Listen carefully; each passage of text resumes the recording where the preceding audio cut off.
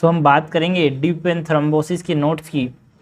ठीक है, सबसे पहले तो डीप वेन थ्रोम्बोसिस क्या है भाई? इट इज थ्रोम्बस का formation within the deep veins. So thrombus formation within deep veins. And deep veins कहाँ के? लोअर लिम्ब के। डीप वेन्स कहाँ के? पेल्विस के। So pelvic veins and lower limb. यहाँ पे क्या होता है? Deep vein thrombosis. Now what is the aetiology? हमारे पास दो तरह की चीजें होती है, एक तो inherited cause and acquired cause.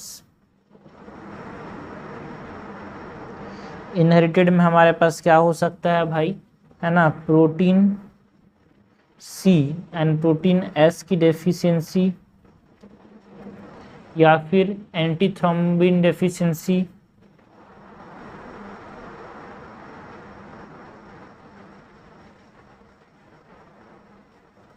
Acquired में क्या हो सकता है? एक्वायर्ड में प्रोलॉन्ग्ड इमोबिलाइजेशन, बहुत समय तक पैर को इमोबिलाइज रखा गया है, बेडरिडन पर्सन है तो। प्रोलॉन्ग इमोबिलाइजेशन में हमारे पास डीप वेन थ्रोम्बोसिस देखने को मिलता है। जो ओबेस पर्सन होते हैं, so in case of obesity, in case of smoking, है ना, हमारे पास जब ओरल कॉन्ट्रासेप्टिव लेते हैं तो कुछ ड्रग्स जो हैं वो भी कर सकते हैं हमारे पास, लाइक ओरल कॉन्ट्रासेप्टिव्स जो कि डीप वेन थ्रोम्बोसिस कर सकते हैं। So this are the aetiology of deep vein thrombosis. ना पैथोजेनेसिस में हमारे पास विर्चॉ triad.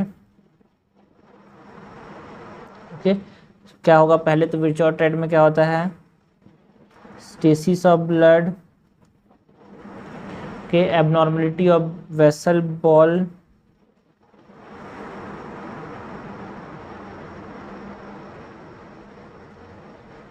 Okay, hyper coagulable state.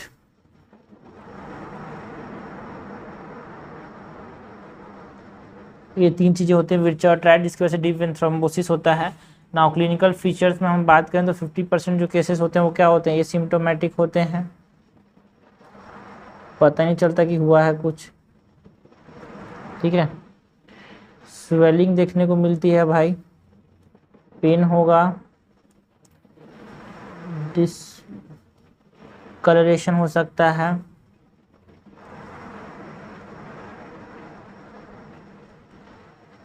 Warm हो सकता है वो एरिया,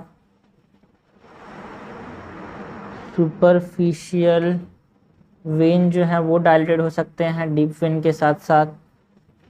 हमारे पास पेन देखने को मिल सकता है उस एरिया में, वहाँ पे टेंडरनेस देखने को मिल सकता है, वो एरिया जो थोड़ा टाइट हो जाएगा along the course of when, है ना। हमारे पास एक होमन साइन देखने को मिलता है, और ये होमन साइन क्या है? Homans sign is the pain in the calf on forceful dorsiflexion. जब हम फोर्सफुल डॉर्सीफ्लेक्शन करते हैं, जो काफ मसल है ना, घुटने के जस्ट नीचे वाली बैक साइड में, वो मसल में हमारे पास क्या देखने को मिलता है? पेन देखने को मिलता है। इसको बोलते हैं हॉफमैन और होमन साइन। और होमन साइन कहाँ पे देखने को मिलता है? डीप वेन थ्रोम्बोसिस के अंदर। Pain in the calf on forceful dorsiflexion. Okay, अगर एडवांस स्टेज में पहुंच गया है तो वीनस गैंग्रीन भी देखने को मिल सकता है।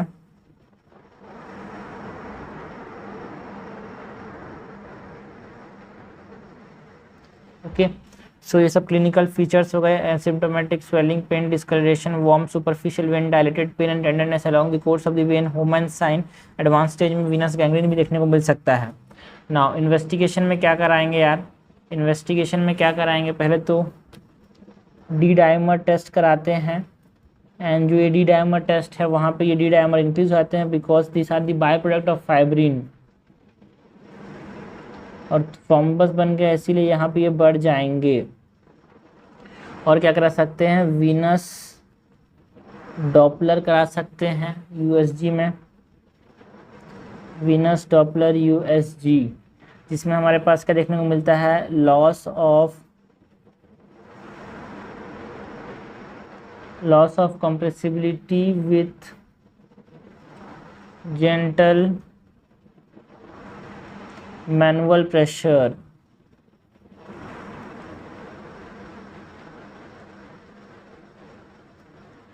है ना। हमारे पास थ्रोम्बस भी बन सकता है, एंड जो थ्रोम्बस होगा यहाँ पे, है ना, वीनस डॉपलर यूएसजी कराएंगे तो थ्रोम्बस भी दिख सकता है, जहाँ पे हमारे पास होमोजेनस एंड लो इकोजेनिक जो चीज़ें होती है वो थ्रोम्बस होता है।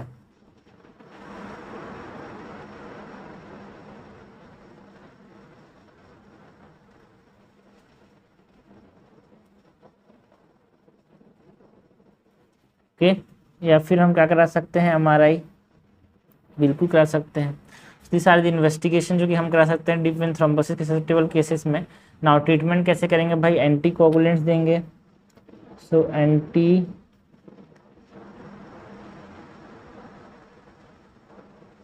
एंटी कोएगुलेंट थेरेपी करा सकते हैं, जिसमें हम अनफ्रैक्शनेटेड हीमोग्लोबिन दे सकते हैं, लो मॉलिकुलर वेट हिपैरिन दे सकते हैं, जो कि कैसे देंगे भाई, पैरेंट्रल। बट ओरल में हमारे पास वॉरफेरिन दे सकते हैं। ओके, अगर ये जो दवाई है कब तक कंटिन्यू करना है भाई, अगर जो रिस्क फैक्टर है वो रिवर्सिबल है, बार बार सपोज करो स्मोकिंग यहाँ पे रिस्क फैक्टर है, तो बार बार स्मोकिंग अगर कर रहा है तो 3 से 6 महीने तक देंगे, है ना। अगर इडियोपैथिक पता नहीं है कि क्या कारण की वजह से डीप वेन थ्रोम्बोसिस हुआ है तो 6 से 12 मंथ तक मेडिसिन देंगे, है ना। अगर रिकरेंट हो रहा है बार बार तो हमारे पास जब तक चलते जाएगा चलते जाएंगे, इसको चलाते जाएंगे इंडेफिनेटली।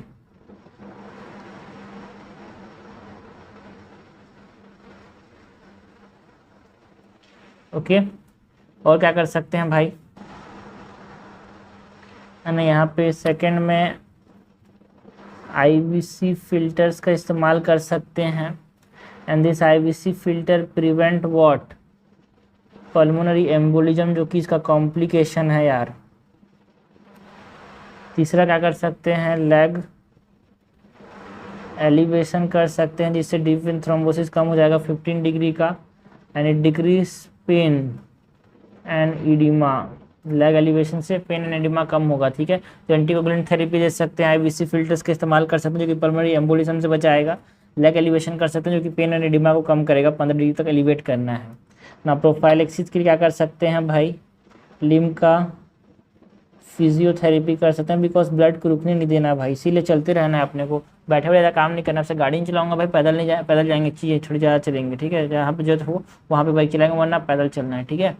ब्लड का सर्कुलेशन होते रहना चाहिए, है ना। अर्ली मोबिलाइजेशन करेंगे, चीज़ों को रुकने नहीं देंगे यार। फिजियोथेरेपी कर सकते हैं लिम का, and early mobilisation. And complication हमने देखा भाई, पल्मोनरी इडिमा हो सकता है, इसको बचाने के लिए हमने आईवीसी फिल्टर्स दिए। So this is all about deep vein thrombosis का नोट्स। हमने complication, prophylaxis, treatment, clinical feature, investigation, aetiology की बात की, इंट्रोडक्शन की बात की।